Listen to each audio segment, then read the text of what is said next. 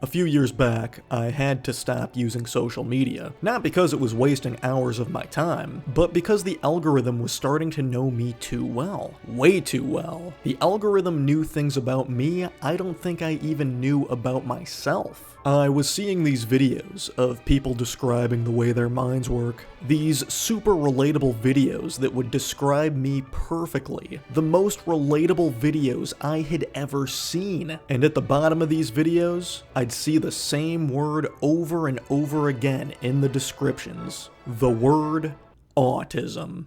And I'd think, wait a minute, that's an unexpected word. Surely there must be some kind of mistake. Yes, I have my mannerisms, but it'd be a little extreme to call it autism. But I kept seeing these videos constantly, and it was driving me nuts. It was driving me so mad I had to take one of those online tests just to prove I was not autistic. After finding one and answering over 100 questions, I was finally rest assured that I did not test positive for autism.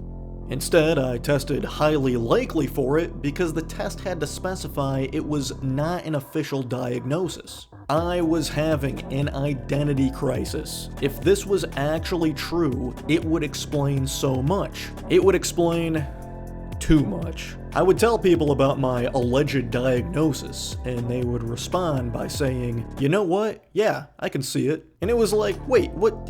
No, you're supposed to be as shocked as I am. There was this thought I kept having. Never in my life have I heard this thought scream as loud as it screamed at this moment. The deafening thought of, "You're not normal." Of course, everyone has that thought in life, but I always assumed if there was something not normal about me, it was just my own fault. I never considered this horrifying possibility that there was something beyond my understanding to blame for the way I am. But still, none of this was adding up. Sure, I might have neurodivergent traits, but I was not qualified to label myself anything because there were things I did not understand that people in neurodivergent communities could understand. I kept thinking about this term I was seeing over and over again in my research. The term on the spectrum. What does that actually mean? If a spectrum is a scale between two extreme points, then is everybody technically on the spectrum? We could follow that train of thought, but it might just lead us to the idea that sexuality is also a spectrum, meaning everybody is some level of bisexual. Not only would that be completely false, but it would also sound like something your college roommate would say after they drank too much. So no, everybody is not on the spectrum. Not everyone is on every spectrum. Most people are just completely off most spectrums. Spectrums become units of measurement that are then non-standardized and complicated, but spectrums are also a normal way of measuring things. All these realizations represented something bigger. I was very confused by this whole fiasco of realizing my mind does not work in the same way a normal person's mind works. Because in my mind, it seemed like everyone else's minds did not work in the normal way. So what? Does that mean every single person besides me is not normal? What would the word normal even mean then? The idea that everybody is not normal is just ridiculous, because the truth is, everyone is normal. Well, everyone except you.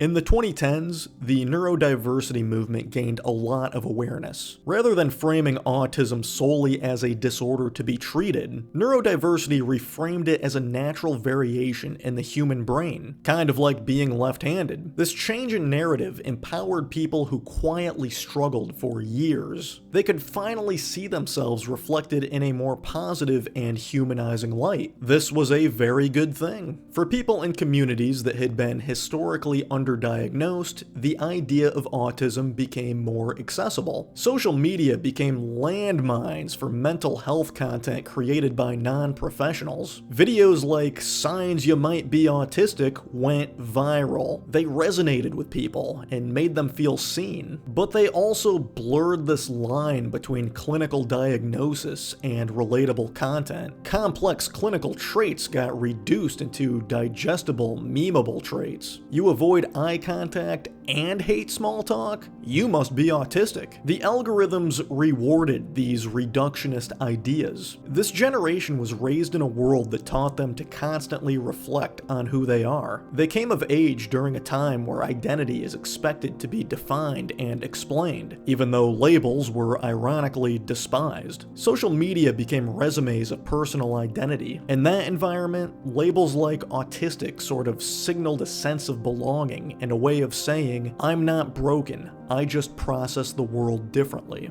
Anxiety, OCD, and ADHD all share overlapping traits with autism, but instead of viewing those traits as symptoms of varied causes, there's a tendency now to group them under one umbrella. For some, this does lead to clarity, but for others it becomes an identity shortcut to explain why they feel out of step with the world. Getting an autism diagnosis used to be much harder, especially if you did not fit the stereotype of a nonverbal young boy who is obsessed with Sonic the Hedgehog, but self-diagnosis became more socially acceptable within certain circles. These communities began valuing lived experiences over institutional validation. This shift has been liberating for many, but it also influenced a lot of people to adopt the label more based on vibes rather than clinical criteria. The normal way anyone identifies with any of these conditions became nuanced. The combination of trauma-informed culture and the rise of identity politics created a world where many people gravitate toward autism purely as a way to make sense of overstimulation and feeling like an outsider. It's like someone who likes to live in a clean house ignorantly claiming they have OCD. In reality, OCD is unfathomably more challenging than just wanting to clean.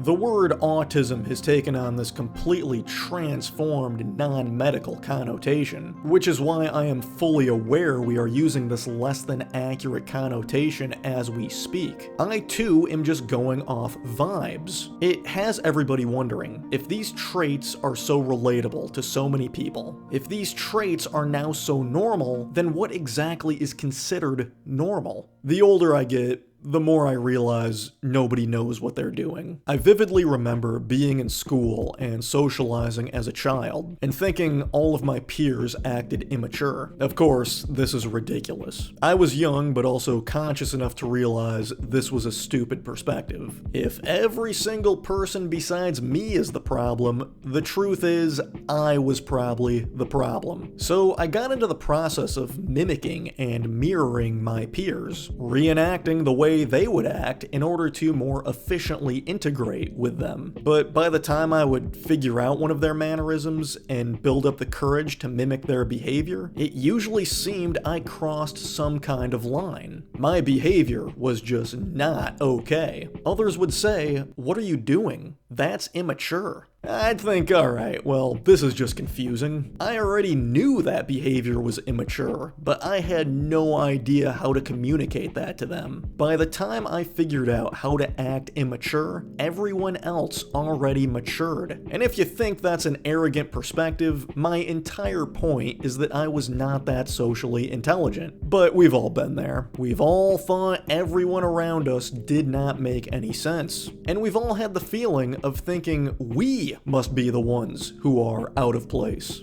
Again, the older I get, the more I realize nobody knows what they're doing. The more I realize a ton of people have a hard time trying to figure out other people. That is the norm, because people are complicated. I mean, it's hard to tell what people are even saying. People are intricate, confusing beings. These topics that people regularly discuss are just so complex. Anyway, did you guys watch the game last night?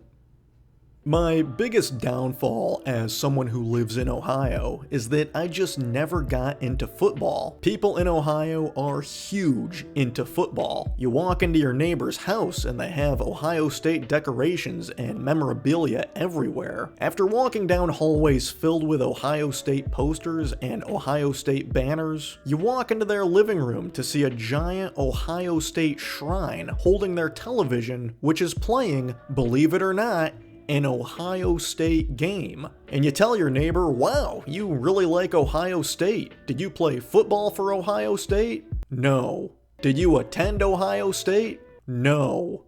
Do you know anyone who played football for Ohio State? No. Do you know anyone who attended Ohio State? No. Did you play college football against Ohio State? No. Did you play college football anywhere? No. Do you know anyone who played college football? No. Did you attend college? No. How did you choose this religion?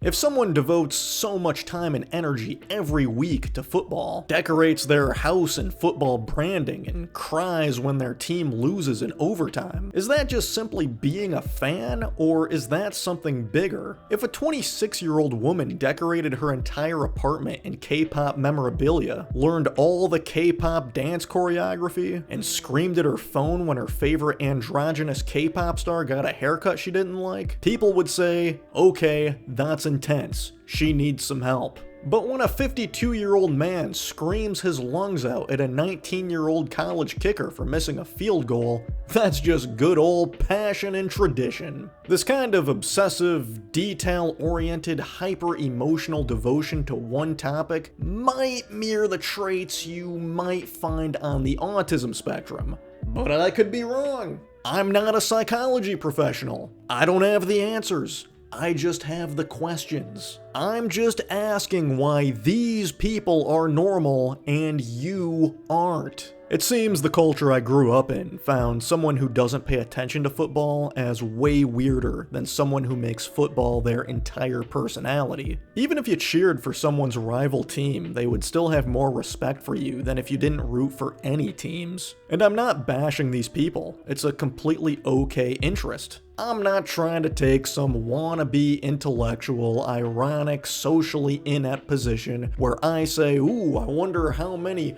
home runs the quarterback is gonna score in Sportsball. It's not like that. Sports are okay. Sports are part of culture. I wish I could find football interesting, but I just can't. I've tried watching the NFL. I've reviewed a multitude of game recaps to get familiar with the lore of the athletes and what happens during the seasons. But then I'd find myself going to bed on some Sunday nights and the instant dread hits me. I realize I did not look up any game scores or watch any game recaps. It is Sunday night and I forgot to do my homework. And the next day at work, people around the water cooler would say, hey, what'd you think of what happened during yesterday's game? And it's like, I don't have homework to turn in. These coworkers are gonna start swarming over and getting all horny with each other about sports, and now I have to come up with a way to politely wriggle myself out of the middle of this circle jerk.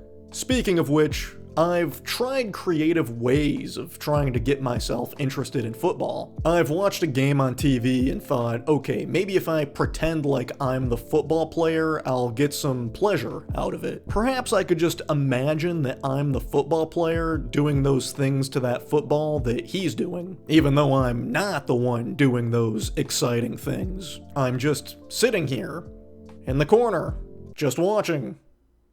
Then I realized the whole situation just seems like a cuckold fetish, and my interest in sports plummets even more. I know this all comes off as pompous and arrogant, but I promise it is not. I wish I could be like these people who obsess over sports. I really do. When I see a balding, divorced, middle-aged man with a beer belly who lives alone in a messy house and he spends his entire weekend drinking beers and watching football games as he wears a jersey with another man's name on it and loses thousands of dollars in sports gambling, and he yells and screams at the football games and gets so mad at the refs that he punches holes in the drywall of his living room that only contains a flat screen TV and a lawn chair, I think to myself, wow, it really hurts to see someone else living your dream. You truly do not realize how much I wish I could be that guy. And you might say, alright, come on man, be real, you know you got your act together more than that guy does. Yeah, you think that's the case. You think you're in a better position than that guy, but you're not. Because that guy comes off as normal, and you don't. So what's the solution? What is the alternative to being obsessed with sports? I'm a grown man who needs an identity. Let's see what we got. If you're not the guy screaming at the TV in a stained jersey with pizza grease all over his hands, then you're probably a neckbeard wearing a fedora sitting in a dark room with unopened Amazon boxes all over the floor, and your shelves are loaded with hundreds of Funko Pops. You binge watch anime for the plot, shows where a 14-year-old fights demons using the power of friendship and screaming. You want a Japanese woman, even though your only knowledge of Japanese culture comes from hentai and your diet of ramen noodles. Your waifu body pillow has stains from unspecified bodily fluids all over it. You refuse to shower because you're in your villain arc, and your body odor has its own character development. If you're a man who does not watch sports, that is your only other option. This is factually correct. These are your only two options. What, you think people are more nuanced and complex than that? Nah, these are the only two genres of grown men. The word culture has the word cult in it. To be part of culture, you adhere to these cult-like activities that you follow, despite most people not fully understanding them. If you discover playing these games are a waste of time and you don't want to play the games in the culture, you become an outsider. You'll have a real hard time fitting into a cult, because then you have to live with the horror of just being yourself. It's going to be a challenge to do that when everyone is normal except you. You can do what may seem wise for people to do, and people will still have a problem with it. Here is a textbook example. Consider someone who doesn't watch TV and spends most of his time reading. You think a reader is spending his time wisely, but when he's having conversations, he will mispronounce words and people will laugh at him. He mispronounced the words because he spent his time reading the words instead of watching TV where he could hear the words being said. What an idiot! As the years move on, and that man lies on his deathbed, taking his final breaths, he will deeply regret the fact that he never watched enough TV in his life. So though it seems a reader is doing something smart, he will just come off as unintelligent, all because he doesn't talk normal. There's a strange way in how we communicate because most communication has become nonverbal. When I started observing internet culture in the late 2000s, I wondered who exactly the internet was for. I was observing people who used the internet leisurely instead of for work. Based on media I was familiar with from the late 20th century, I was under the impression that those who used computers in their free time were, well, nerds. The internet was mainstream and for all people, but the humor I observed seemed kind of nerdy and not really how people joked in real life. A big question I would ask, is the internet just for nerds, or has it become something bigger? Internet culture has always had this bizarre, hyper-literal, over-analytical energy to it. Every joke had a diagram. Every sentence was dissected like it was a Supreme Court ruling. This wasn't normal human interaction. But at some point, everyone besides you decided it was normal. It seemed like everyone was communicating in this weird way except me. I was young, but also conscious enough to realize this was a stupid perspective. If every single person besides me was the problem, the truth is, I was probably the problem. I had to learn how to communicate using all these acronyms, emojis, incorrect grammar, and incorrect punctuation. The more I taught myself how to talk less intelligently intelligently, the more cultured and approachable I would appear. Look at the way people communicate online today. It's not casual. It's a strange, obsessive dance with irony and overcorrection and tone indicators. We cannot even be sarcastic anymore without writing things like "this is just great/s." So you know we don't actually think a first world problem is okay. But this underdeveloped form of communication works. The internet became the home of neurodivergent communication. Humor has to be meta. Emotions get translated into memes because being sad is just too raw. So in some ways, I guess the internet is for nerds. It's for people who want to analyze the joke, not just laugh at it. It's for people who say based and they mean it philosophically. At this point, internet culture is designed for everyone who did not quite fit into the real world. And somehow, that's all of us now. Because real life is mid. The internet is fun. The internet is where we get to act like psychopaths who can finally say what we're thinking behind burner accounts. In real life, you need management. In real life, it's time to pretend. In real life, we are fated to pretend. In autism, masking refers to the act of concealing one's natural behaviors to fit in. This can include flowcharting conversations, copying facial expressions, and rehearsing what normal looks like. If you've ever gotten super high and you've gone out in public and someone who was not high started talking to you, you would become very robotic. You'd try acting natural, trying to remember how humans act, trying to remember how humans talk. You don't want them to know you're high, so you're making sure to mirror their mannerisms, while oh so carefully sprinkling in enough of your own personality so you don't act too mechanical. If you're super high in public, you might seem normal on the outside, but on the inside, your mind is racing 1,000,000 miles a second as you frantically try to remember how to play the role of a human being. Everyone else, though, they don't even know they're acting. They're completely fine. You're the one freaking out. From a far broader perspective, what happens in this event, to some degree, happens in all of our minds all of the time. Everyone's doing it. We all slip into roles, hiding parts of ourselves to match the expectations of the moment. For people with autism, the mask is a survival strategy, but for everyone else, it's just a normal day. We perform politeness. We perform confidence. We perform authenticity. Masking is the default setting of modern life. As many discoveries as we've made on this topic in the recent years, the line between neurodivergent and neurotypical is still not as clear as we'd like to pretend, as presented by the way we use these words with their less than accurate connotations. We're all navigating through the simulation, trying to read the room with software that hasn't been updated in ages. We're all just pretending that we are not pretending. Few acknowledge this. Few realize they're doing it. One of the biggest secrets to this reality is this: everyone is wearing a costume. Everyone is playing a part. Everyone is normal, except you.